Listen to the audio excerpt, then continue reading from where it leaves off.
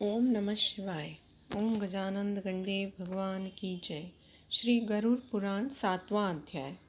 पुत्र की महिमा, दूसरे के द्वारा दिए गए पिंडदान आदि से प्रेतत्व से मुक्ति, इसके प्रतिपादन में राजा प्रभुभावन तथा प्रेत की कथा। सूत जी ने कहा, ऐसा सुनकर पीपल के पत्ते की भांति कांपते हुए गरुड़ जी ने प्राणियों के उपकार के लिए पुनः भगवान विष्णु से पूछा। गरुड़ जी ने कहा, हे स्वामिन, किस उपाय से मनुष्य प्रमादवश अथवा जानकर पाप कर्मों को करके भी यम की यातना को न प्राप्त हो, उसे कहिए। संसार रूपी सागर में डूबे हुए दीन चित्त वाले, पाप से नष्ट बुद्धि वाले तथा विषयों के कारण दूषित आत्मा वाले मनुष्यों के उद्धार के लिए हे माधव, पुराणों में सुनिश्चित किए गए उपाय को बताइए, जिससे मनुष्य सद्गति प्राप्त कर सके। तब श्री भगवान बोले, हे ताक्ष, मनुष्यों के हित की कामना से तुमने बहुत अच्छी बात पूछी है। सावधान होकर सुनो, मैं तुम्हें सब कुछ बताता हूँ। हे खगेश्वर, मैंने इसके पहले पुत्र रहित और पापी मनुष्यों को यातना का वर्णन भी किया है। पुत्रवान तथा धार्मिक मनुष्यों की पूर्वोक्त दुर्गति कभी नहीं होती। यदि अपने पूर्वोचित कर्मों के कारण पुत्रोत्पत्ति में विघ्न हो तो किसी उपाय से पुत्र की उत्पत्ति संपन्न करें। हरिवंश पुराण की कथा सुनकर विधान पूर्वक शतचंडी यज्ञ करके, भक्ति पूर्वक शिव की आराधना करके तथा विद्वान को पुत्र उत्पन्न करना चाहिए। यतः पुत्र पितरों के पुनः नामक नारक्षी राक्षस की रक्षा करता है, अतः स्वयं भगवान ब्रह्मा ने ही उसे पुत्र नाम से कहा है। एक धर्मात्मा पुत्र संपूर्ण कुल को तार देता है। पुत्र के द्वारा व्यक्ति लोकों को जीत लेता है, ऐसा सनातनी श्रुति है। इस प्रकार वेदों ने भी पुत्र के उत्तम महात्म्य को कहा है। इसलिए पुत्र का मुख देख करके मनुष्य पितृ ऋण से मुक्त हो जाता है। पौत्र का स्पर्श करके मनुष्य तीनों देव, ऋषि और पितृ ऋणों से मुक्त हो जाता है। इस प्रकार पुत्र, पौत्र और प्रपौत्र से यमलोकों का अतिक्रमण करके स्वर्ग आदि को प्राप्त करता है। ब्राह्म विवाह की विधि से ब्याही गई पत्नी से उत्पन्न औरस पुत्र ऊर्ध्व गति प्राप्त कराता है और संग रहित पुत्र अधोगति और ले जाता है। हे खग श्रेष्ठ, ऐसा जान करके व्यक्ति हीन जाति की स्त्री से उत्पन्न पुत्रों को त्याग दे। हे खग, सवर्ण पुरुषों से सवर्ण स्त्रियों में जो पुत्र उत्पन्न होते हैं वे औरस पुत्र कहे जाते हैं और वे ही श्राद्ध प्रदान करके पितरों को स्वर्ग प्राप्त करने का कारण होते हैं। औरस पुत्र के द्वारा किए गए श्राद्ध से पिता को स्वर्ग प्राप्त होता है। इस विषय में क्या कहना। दूसरों के द्वारा दिए गए श्राद्ध से भी प्रेत स्वर्ग को चला जाता है। इस विषय में सुने, यहाँ मैं एक प्राचीन इतिहास कहूँगा जो औद्धदेयिक दान के श्रेष्ठ महात्म्य को सूचित करता है। हे ताक्ष, पूर्व काल में त्रेता युग में महादेव नाम के रमणीय नगर में महाबलशाली और धर्मपरायण बधुवाहक नाम का एक राजा रहता था। वह यज्ञानुपरायण, दानियों में श्रेष्ठ, लक्ष्मी से संपन्न, ब्राह्मण भक्त तथा साधु पुरुषों के प्रति अनुराग रखने वाला, शील एवं आचार आदि गुणों से युक्त, स्वजनों के प्रति अपनत्व और इतर जनों के प्रति दया का भाव संपन्न था। शास्त्र धर्मपरायण वह राजा बहुभावन और से पुत्र की भांति धर्म पूर्वक उसकी प्रजा का पालन करता था और दंड देने योग्य अपराधियों को दंड देता था। वह महाभाऊ किसी समय सेना के साथ मृगत के लिए नाना वृक्षों से युक्त एक घनघोर वन में प्रविष्ट हुआ। वह वन नाना पशुओं से व्याप्त और अनेक पक्षियों से निनादित था।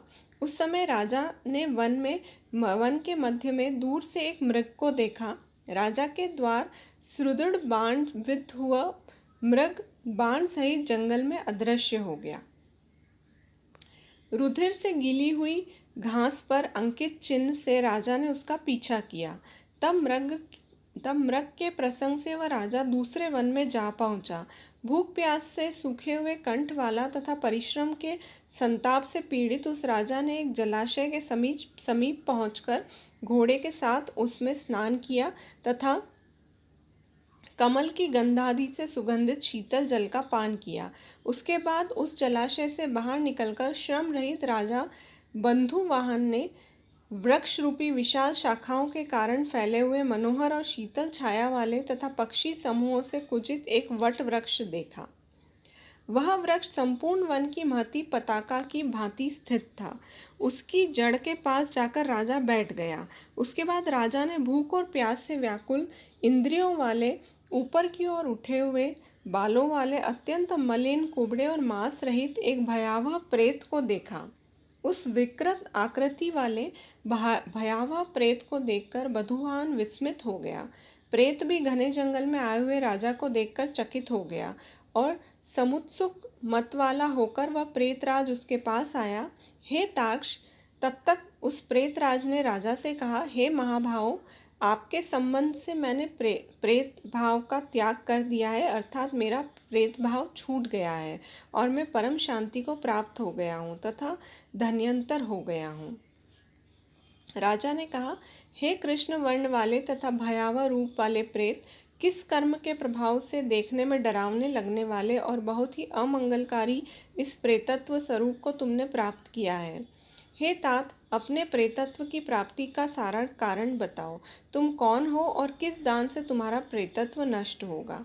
तब प्रेत ने कहा, हे श्रेष्ठ राजन, मैं आरंभ से आपको सब कुछ बताता हूँ। प्रेतत्व का कारण सुनकर आप कृपया उसे दूर करने की दया कीजिए। वैदिश नामक एक नगर था जो सभी प्रकार की संपत्तियों से समृद्ध, नाना जनपदों से व्याप्त, अनेक प्रकार से स्त्रोतों से परिपूर्ण, धन की भावनों तथा देव एवं राजप्रसादों से सुशोभित एवं अनेक प्रकार से धर्म अनुष्ठानों से युक्त था। हे तात, मैं वहाँ रहता हुआ निरंतर देव पूजा किया करता था। आपको विदित होना चाहिए कि मैं वैश्य जाति में उत्पन्न हुआ और मेरा नाम सुदेव था। मैंने हव प्रदान करने देवताओं को तथा कव्य प्रदान करके पितरों का तर्पण किया। अनेक प्रकार के दानों से मैंने ब्राह्मणों को संतुष्ट किया था और अनेक बार दीन, अंधे, कृपाण, जरूरतमंदों मनुष्यों को अन्न दान भी किया था।